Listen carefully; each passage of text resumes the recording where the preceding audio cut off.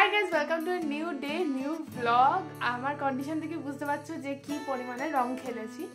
তো আজকে যেই ভিডিওটা আমি তোমাদের সাথে শেয়ার করব সেটা বেশ কয়েকদিন আগে, মানে আসলে একদিনের ভিডিও এটা নয়, অনেক কটা দুটো তিনটে দিনের ভিডিওকে একসাথে করে এই ভিডিওটাকে আমি বানিয়েছি। তার কারণ হচ্ছে ফার্স্ট যেই দিনে তোমরা ভিডিও দেখবে সেটা হচ্ছে আমাদের স্কুলে বসন্ত উৎসব ছিল, সেই দিনের ভিডিও। সেই বসন্ত উৎসব উপলক্ষে তার আগে এক সপ্তাহ ধরে আমি স্কুলে গেছি রিহার্সালের জন্য।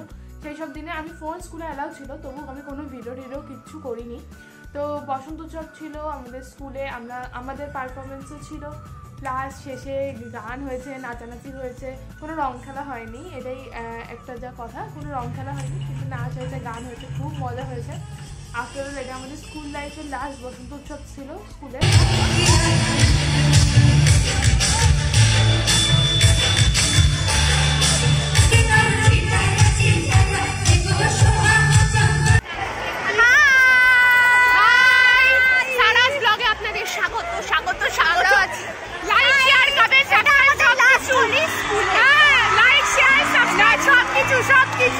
এটা ছিল হচ্ছে লাস্ট শুক্রবার আমাদের স্কুলে বসন্ত উৎসব। তারপর দিনই ছিল আমাদের স্কুলে সরস্বতী পুজোর খাওয়া দাওয়া।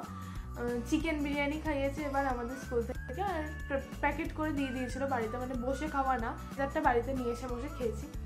আর সেদিনকে আমরা যেহেতু শনিবার দিন হয়ে আমাদের ছুটি পড়ে যাচ্ছিলো, রবিবার মানে ছুটি, সোমবার তো দোলই ছিল, তো সেই জন্য আমরা শনিবার দিন স্কুল থেকে বেরিয়ে বাইরে এসে রং টং খেলেছি। আর আমাদেরই একজনের কাছে, আমার কাছে না, আমরা একজনের কাছে ফোন ছিল, তো সেইটা দিয়ে আমরা ভিডিও করেছি। ছাতাটা বন্ধ কর। বড় করে ভিডিও করতে হলে ব্লগে দিতে পারবো। নাকি দিবি না, মানে দিবি না, না আমার অ্যালার্জি আছে তো দুধ খেতে গেলে।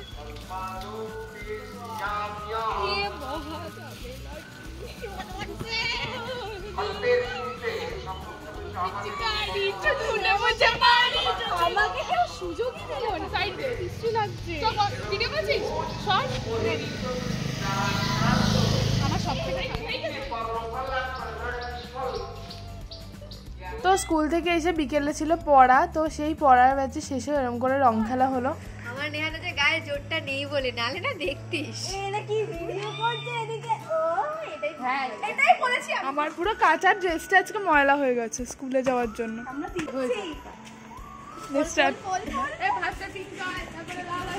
শুরু করো ওরা। আগের দিন বিকেলেই মামরা চলে এসেছিল, আর সারা বিকেল সবাই মিলে একসাথে বসে গল্প টল্প করছিলাম।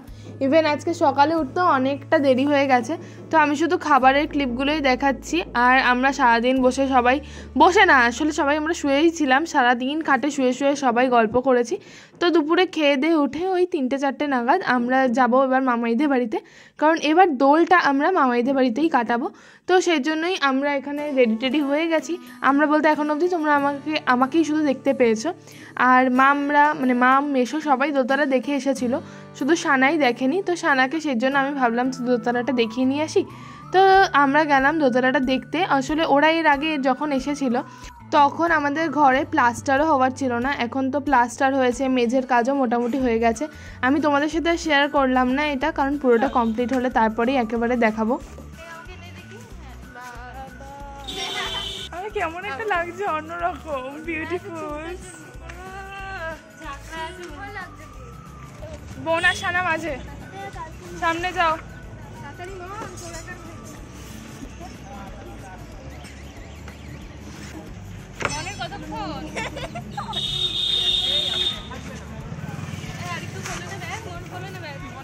আমরা মামাইদের বাড়ি যাওয়ার আগে গেছিলাম মেশোর নতুন দোকানে। মেশো হাবড়াতেই একটা নতুন দোকান নিয়েছে, তো সেই দোকানেরই ইন্টেরিয়ারের কিছু কাজ চলছে।